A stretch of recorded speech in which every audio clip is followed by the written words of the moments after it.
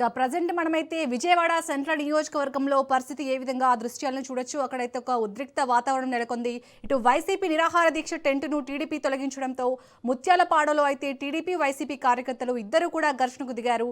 పరస్పరం ఇరు పార్టీల కార్యకర్తలు దాడులు చేసుకున్నారు. ఇటు మల్లాది విష్ణు ఆధ్వర్యంలో రిలే నిరాహార దీక్ష చేస్తున్నారు. దీక్షా శిబిరం దగ్గరికి బోండా ఉమావర్గం వెళ్ళింది. దీంతో పరస్పరం ఇరు వర్గాలు కూడా వాగ్వాదం అలాగే దాడులు చేసుకున్న దృశ్యాలు మనం చూడొచ్చు. ఇక దీనిపై మరిన్ని అప్డేట్స్ ని మా ప్రతినిధి సంతోష్ అందిస్తారు. సంతోష్, ప్రజెంట్ అక్కడ విజయవాడ సెంట్రల్ దగ్గర ఏ విధంగా ఉంది సిచ్యుయేషన్? ఇంకా ఏదైతే వైసీపీ రిలే నిరాహార దీక్షలు చేస్తున్నటువంటి నేపథ్యంలోనే ఇక సెంట్రల్ నియోజకవర్గంలో రాజకీయ హైటెన్షన్ అనేది కూడా నెలకొందని తెలుస్తోంది. ప్రధానంగా ఇక టీడీపీ వైసీపీ సంబంధించినటువంటి కార్యకర్తలు ఎవరైతే ఉంటారో ఈ దీక్షల వద్ద అయితే కనుక పెద్ద ఎత్తున ఘర్షణకు దిగినటువంటి పరిస్థితి కూడా తెలుస్తోంది.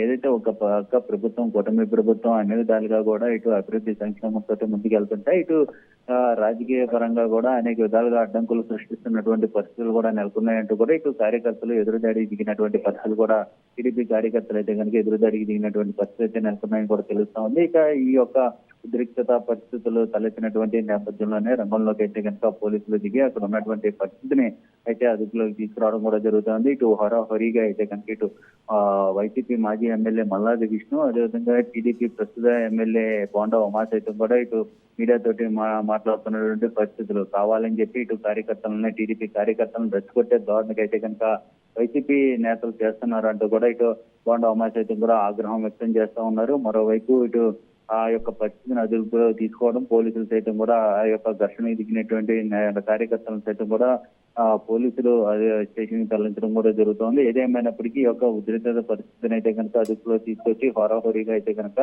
ఈ యొక్క పరిస్థితిని అయితే చెత్తబడుతున్నటువంటి పరిస్థితులు కూడా కనబడతా ఉన్నాయి. ఏదేమైనప్పటికీ ఈ యొక్క ఉద్రిక్తత పరిస్థితుల నడుమైతే కనుక ఎవరికి ఎలాంటి లేకుండా కూడా దాడులు కావచ్చు, అదేవిధంగా ప్రజలకు ఇబ్బంది కలగకుండా కూడా అంతరాయం కలగకుండా అయితే కనుక పోలీసులు ఆ పరిస్థితిని అయితే కనుక చూసి అదేవిధంగా వాటిని అయితే కనుక అదుపులో తీసుకొస్తున్నటువంటి నేపథ్యం అయితే కూడా కనబడతా ఉంది పౌరులుగా అయితే.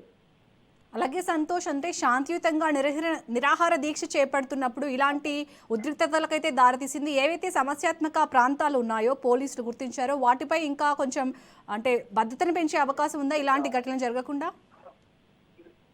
ఏదైతే ఈ యొక్క రిలే నిరాహార దీక్ష చేస్తున్నటువంటి నేపథ్యంలోనే కార్యకర్తలు అంటే అదొక సమస్యాత్మకమైనటువంటి ఈ యొక్క కేంద్రం అయినప్పటికీ కూడా, సెంటర్ అయినప్పటికీ కూడా ఈ యొక్క ముందుగానే ఆ యొక్క భద్రతా సిబ్బందిని కూడా అక్కడ ఉండడం, దాని నేపథ్యంలోనే ఇక వెంటనే స్పందించడం, దీంతో పాటు అక్కడ కార్యకర్తలు ఏదైతే ఘర్షణ దిగారో వారందరినీ కూడా అదుపులో తీసుకురావడం, ఇటువంటి అన్ని సిచ్యువేషన్స్ అయితే కనుక ఇటు పరిస్థితిని అయితే అదుపులో తీసుకురావడంతో పాటు ఇక వారందరినీ సైతం కూడా స్టేషన్ తరలిస్తున్నటువంటి పరిస్థితి అయితే నెలకొంది కూడా తెలుస్తోంది. అసలు రిలే నిరాహార దీక్షకి వీరిద్దరి మధ్య ఘర్షణ తలెత్తడానికి కారకులు ఎవరు, అదేవిధంగా కారణాలు ఏంటి, దీనికి సంబంధించినటువంటి రెచ్చగొట్టే దారులను ఎవరు పాల్పడ్డారు అన్న దానికి అయితే కనుక పోలీసులు క్షుణ్ణంగా అయితే కనుక ఆరా తీసుకున్నటువంటి పరిస్థితి అయితే నెలకొన్నాయని కూడా తెలుస్తోంది. ఎందుకంటే ఒక పక్క రిలే నిరాహార దీక్ష చేస్తున్నటువంటి పరిస్థితుల్లో ఈ యొక్క టీడీపీ కార్యకర్తలని ఎందుకు ఇటువంటి ధోరణికి రెచ్చగొట్టే ధోరణికి పాల్పడ్డారు, అదేవిధంగా ఏ విధంగా ఈ యొక్క ఘర్షణ తలెత్తింది అన్న కోణంలో అయితే కనుక పోలీసులు అయితే విచారణ చేస్తున్నటువంటి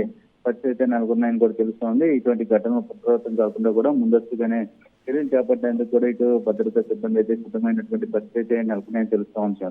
రైట్, థ్యాంక్ యూ సంతోష్.